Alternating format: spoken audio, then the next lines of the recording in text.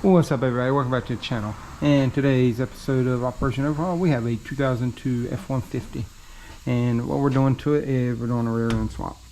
Reason we're doing this swap is a little long-winded. I'll let y'all know as I'm doing the video while we're doing this, but as far as taking this out, we're going to be doing brakes and rotors on this with it, just because the rotors look a little crusty and he wants to fix them up and put new ones on there for whoever buys this truck, because it is for the used car lot. But I'm going to take the brakes and rotors off, the calipers and the lines off, and try to leave them on the truck, just because they cut everything on the used one. This is the used one. See, they cut the hose right there, then they cut the hose going to, it's upside down, but they cut the hose going to it as well. This is the main feed. I don't know why they did it like that. And they left that on there, so I'll have to try to find a way to get that off. That's gonna suck. But they did leave the e-brake cables on, so I may have to see if I can get those off. It might be a little easier to take them off on here and then take them, switch them on the new one. But let me gather some tools real quick. Like I said, first thing I'm going to do is go ahead and pull these brakes off. Just need a 10mm, and you can pull this caliper off. And then also on this, you don't have to disconnect the brake line right here. They do have a 10mm that holds that whole little bracket on, which is nice. I do like that aspect.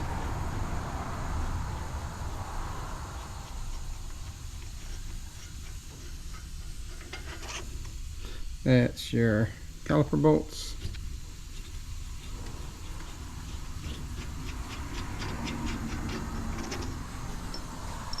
Let's set them up here for the time being.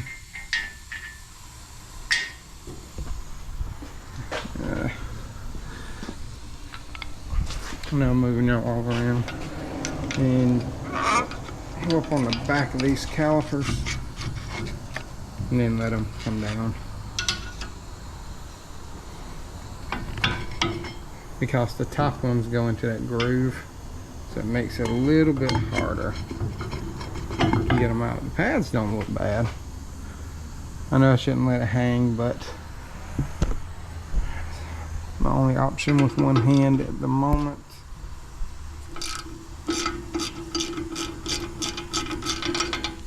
There's the bracket right there. And you just take that one 10mm off, and whenever you take that off, you can move this whole line assembly. So let me go ahead and do both sides of this real quick, and then once I get ready to pull the line and move it up, I'll show you how we're going to do that.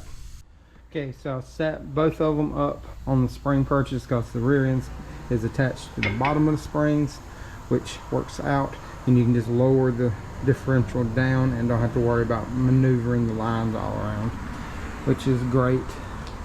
But we will have to take this vent right here off. This should be a 15 if I can get it to break. There it goes. If you have a deep socket, you can use it. I'm just using a wrench just so I don't mess up anything. I'd rather not mess up this vent tube. I know I got another one on the other differential, but safe and sorry.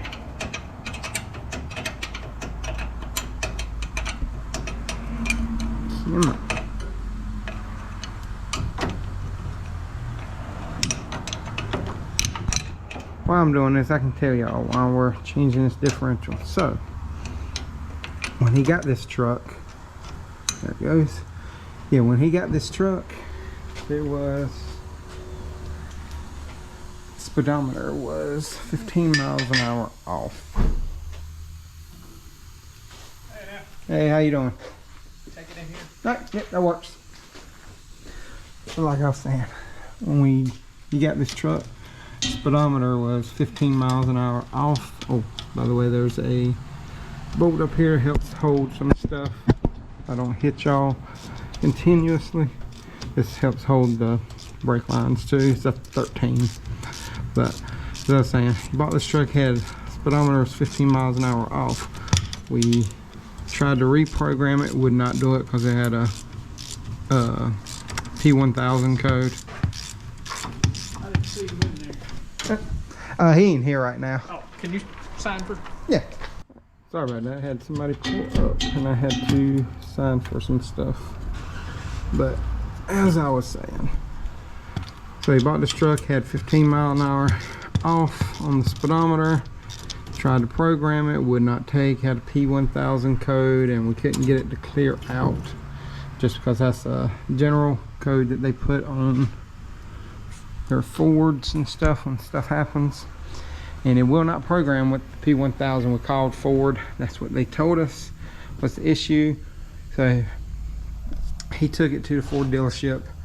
They looked at it, could not program it, and they said that they figured out that the issue was when looking at the VIN, this truck should have come with 355 gears and it has 308s in it. So somebody changed this differential out, and that's the whole reason that this is 15 miles an hour off, and he wants to make it right.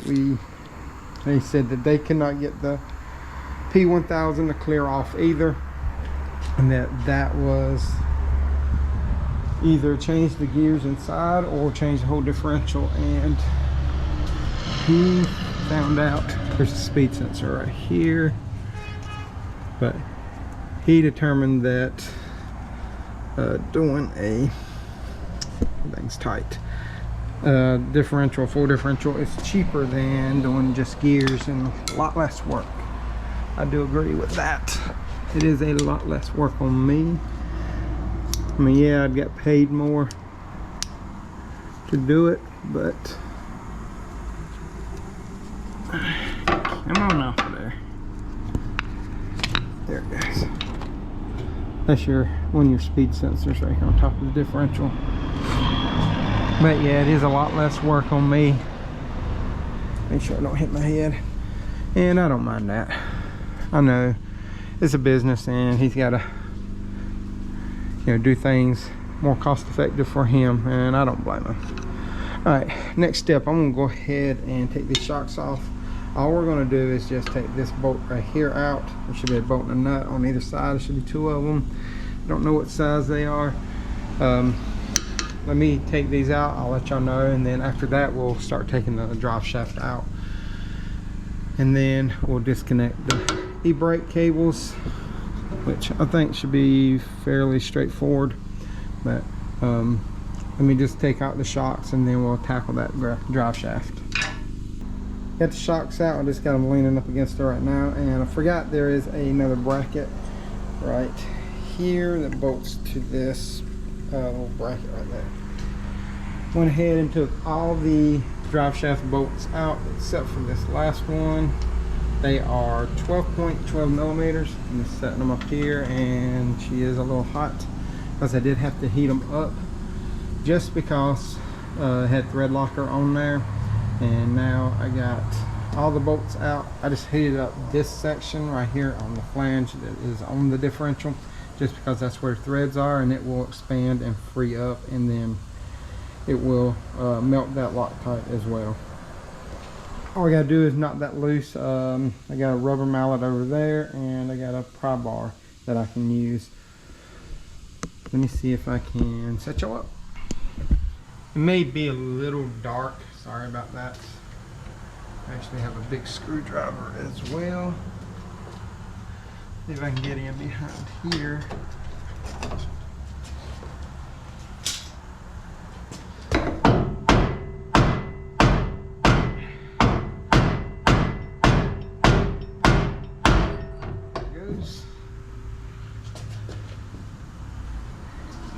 Just give her a few light slams. Now we got all this. Go ahead and move these. Well, my next step, I am going to try to disconnect these e-brake cables. They are, if I can get y'all a better view on this side, there they are. Now what I'm going to try to do on this is I'm going to try to push this little tab right there back and then fold it out and see if that works, because this has to fold out like towards the outside while that goes in. And then once I do that, I just have to push these little tabs in to get it to come out of the bracket. Easy enough, easy enough. Let me see how it goes. If the first one goes well, I'll try to show y'all on the second one. So of course the first one was hard and the second one was easy, but got it off. The second one took all of 5 seconds to do, and I figured out how to do it on the first one. I should have went ahead and showed y'all, but take your rotor off once you do this, and I just get a screwdriver flathead, and then you can work behind it, and it's a push up. And then while you do that, pry out right here with another screwdriver or your finger, however you want to do it. Just be careful if you use your hands. Now we're going to get this out of the bracket, and how well y'all can see these little tabs right here, should be 3 of them. You just push them in as you pull back, and you can pull it right out. It'll slide all the way out. It's a little tricky. I've seen online people put a wrench around it and slide, and it compresses it, or you can even use a zip tie. I'm going to try the zip tie method and see how that works. So the zip tie method did not work, so I just did it the same way I did that. I just lined up one of these little tabs right here with the opening on the side of the bracket, and then I just pulled back and pushed down the tab, and it slid out to me. Couple minutes maybe, that's about it. And now we are ready to pretty much drop this down, put a transmission jack underneath here, and I'm going to throw a few straps around this, and I'm going to put a block of wood under the front of it as well. As you can see, some gap right there. I don't want it to tip down and then fall over on me, so I'm going to put a block of wood in there to kind of keep it where I can lower it down. I don't have much throw, and it's about as high as I really want to go with it right now anyway, just because it's pretty close to the limit switch on the lift, just because the cab of this truck is so tall. But I'm going to throw a piece of wood in there. Got a small piece around here somewhere. Right here at my feet. Look at that.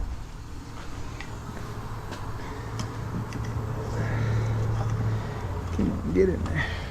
All right, I just put it in there like that, just so whenever it tilts down, it will not flip on me.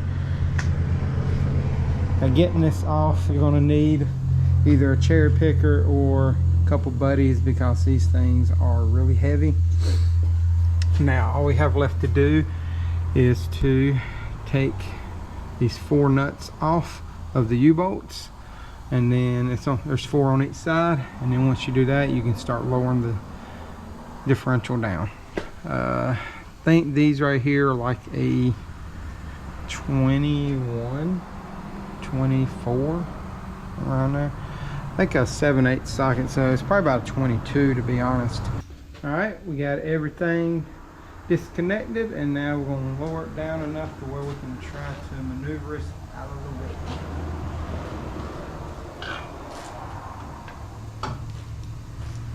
Just be careful while you're doing this.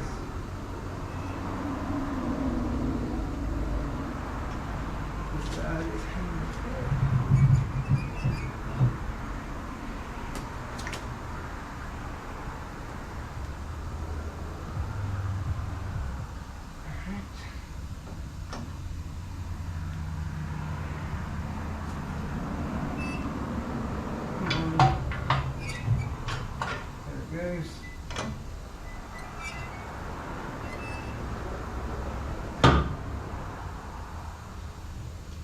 I think I'm all the way down as far as I can go.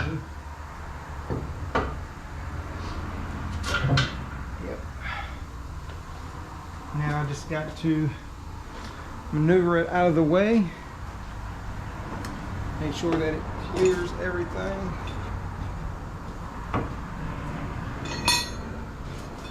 And then once I do that, I can get somebody to help me lower it down, and I can start putting it back in.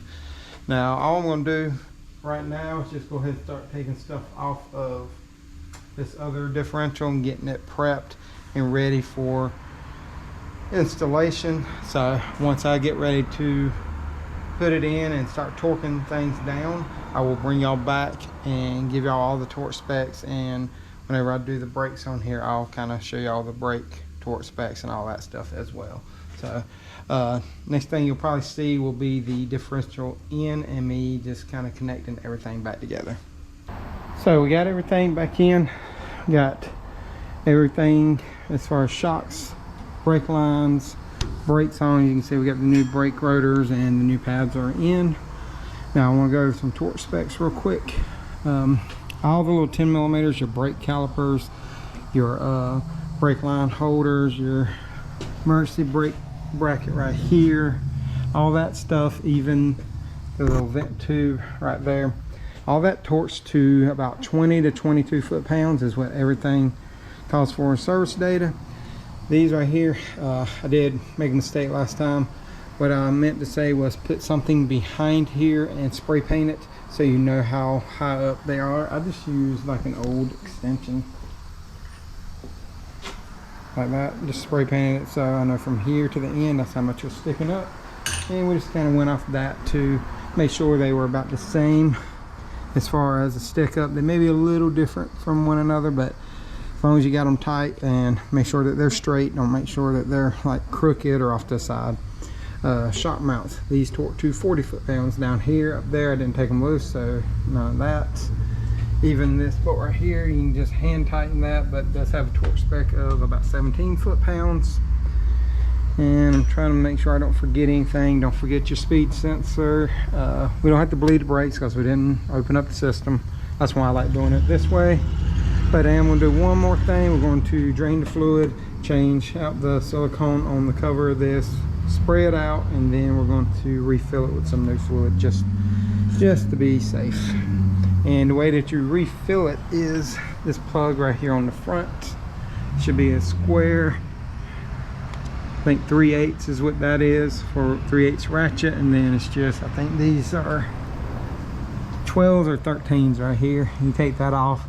Always leave the top one up here on, just back it out a little bit, and then you can pop the cover and the fluid will run out. But that's what I'm going to do now. I'm going to take all of these off except for this top one, drain the fluid, but I'm going to make sure that I can break that nut loose on the front first. Get the fluid drain, we got the plug out, changed the gasket on the cover that didn't have silicone, it had a gasket. Here's the gasket in there.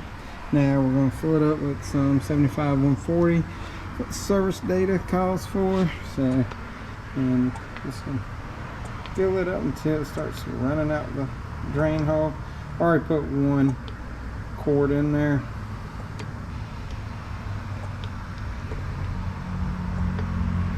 Cannot remember for the life of me how much it holds. I think we bought 3 to be honest, which we may need it.